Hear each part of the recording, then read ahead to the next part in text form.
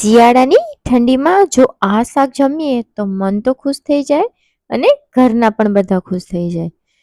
તો આજે આપણે બનાવશું ચણાનું શાક, લીલા ચણાનું શાક. જો વિડીયો પસંદ આવે તો લાઈક અને શેર કરવાનું બિલકુલ ન ભૂલતા. તો રેસીપીની હવે આપણે શરૂઆત કરીએ. તો સૌથી પહેલાં બધાને ચોપિંગ કરી લીધું છે. પછી મેં અહીંયા કુકર લીધું છે અને એમાં ઓઇલ લઈ લીધું છે અને વઘાર કરી લીધો છે. સૂકા લાલ મરચાં અને તમાલપત્ર, જીરું અને રાઈથી સારી રીતે સાતળી જાય પછી આપણે એમાં થોડી હિંગ નાખી દઈશું. હિંગ નાખવાથી ડાયજેશન સારું રહે. અને પછી આપણે જે ચોપ કરેલી ડુંગળી હતી એને નાખી દઈશું અને આદું અને મરચાંની પેસ્ટ એને નાખી દઈશું અને બધાને સારી રીતે મિક્સ કરી લઈશું. જ્યાં સુધી ડુંગળીનો કલર ના બદલાય ત્યાં સુધી એને સાતળવા દઈશું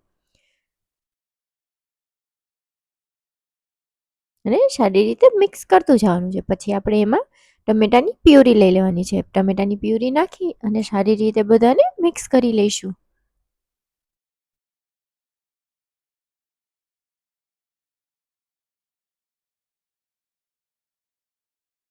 અને આ શાક ઠંડીની સિઝનમાં બહુ જ સરસ લાગે છે અને અત્યારે ચણા પણ બહુ જ સરસ આવે છે.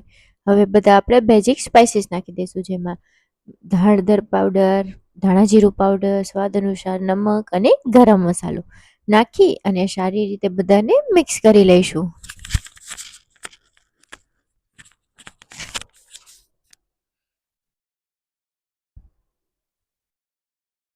સારી રીતે મિક્સ થઈ જાય પછી આપણે એમાં લસણની પેસ્ટ નાખી દઈશું. લસણ અને લાલ મરચાં પાવડરની પેસ્ટને નાખી દઈશું અને સારી રીતે પાછું બધાને મિક્સ કરી લઈશું.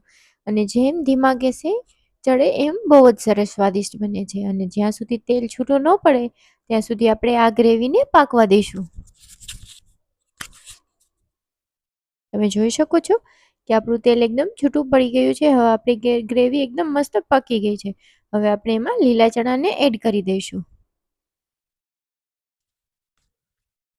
અને બધાને સારી રીતે મિક્સ કરી દઈશું. આ સબ્જી આવી રીતે પણ બનાવી શકાય છે અને પહેલાં આપણે એને બોઇલ કરી અને પછી પણ વઘાર કરી શકીએ છીએ.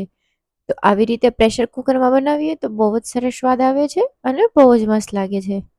સારી રીતે મિક્સ થઈ જાય પછી થોડી વાર એને ચડવા દઈશું. જ્યાં સુધી એનું તેલ છૂટું ના પડે ત્યાં સુધી એને ચડવા દેવાની છે.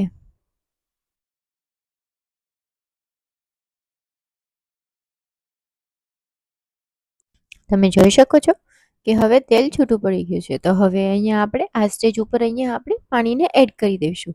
તમને ઘાટું પાતળું જેટલું ગમે એટલું નાખી શકો છો. મેં અહીંયા અડધી કટોરી જેટલું પાણી લઈ લીધું છે અને સારી રીતે મિક્સ કરી લીધું છે.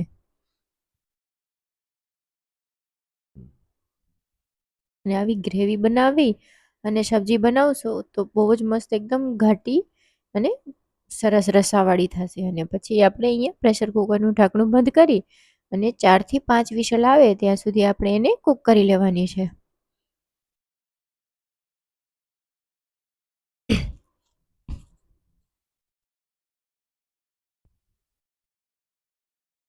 તો હવે વરાળ નીકળી ગઈ છે તો આપણે પ્રેશર કુકરનું ઢાંકણું ખોલીને જોઈ લઈશું. તમે જોઈ શકો છો કે કેવું મસ્ત બન્યું છે દેખાવમાં પણ. ઉપરથી લીંબુનો રસ નાખી દઈશું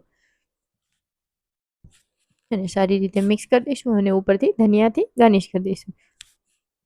તો રેડી છે આપણું ચણાનું શાક. જો વિડીયો પસંદ આવે તો લાઈક અને શેર કરવાનું બિલકુલ ન ભૂલતા. હર હર મહાદેવ.